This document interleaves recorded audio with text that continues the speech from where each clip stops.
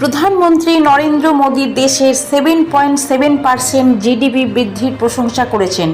তিনি এটিকে অর্থনৈতিক সংস্কার ও দেশের মানুষের পরিশ্রমের ফল বলে উল্লেখ করেছেন।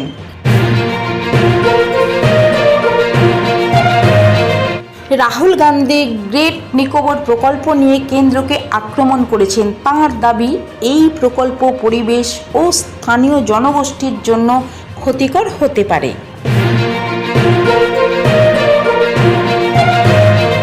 নিট ও অন্যান্য পরীক্ষার অনিয়মের অভিযোগে দিল্লিতে বিক্ষোভ।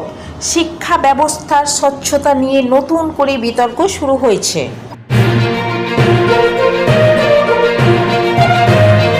ইন্ডিয়া জোটের গুরুত্বপূর্ণ বৈঠক আজ অনুষ্ঠিত হচ্ছে। বিরোধী দলগুলি আগামী রাজনৈতিক কৌশল নিয়ে আলোচনা করছে।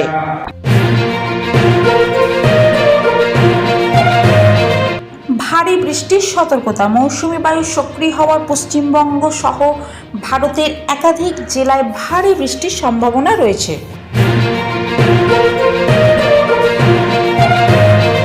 লক্ষ্মীর ভাণ্ডার প্রকল্পে তদন্ত।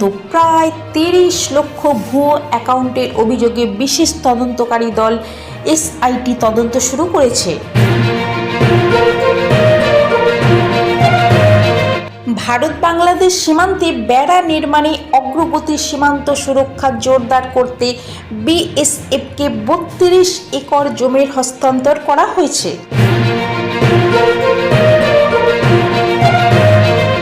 মা ক্যান্টিনের নতুন নাম মা আহার। রাজ্য জুড়ে প্রকল্প সম্প্রসারণের সিদ্ধান্ত নেওয়া হয়েছে।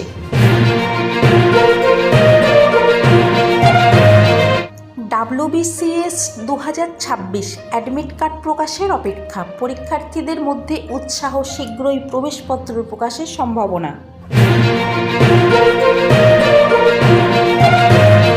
অন্নপূর্ণা যোজনার আবেদন শুরু। অন্নপূর্ণা যোজনা 2026-এর আবেদনপত্র প্রকাশিত হয়েছে।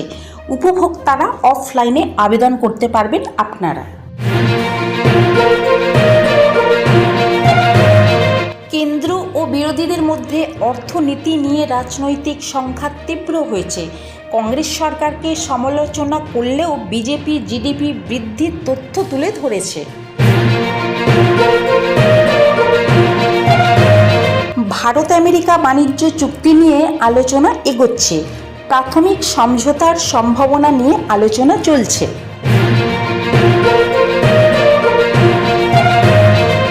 দেশের বিভিন্ন রাজ্য ভারী বৃষ্টি ও বজ্রঝড়ের সতর্কতা জারি করেছে আইএমডি। কয়েকটি অঞ্চলে দুর্যোগ মোকাবিলার প্রস্তুতি নেওয়া হচ্ছে।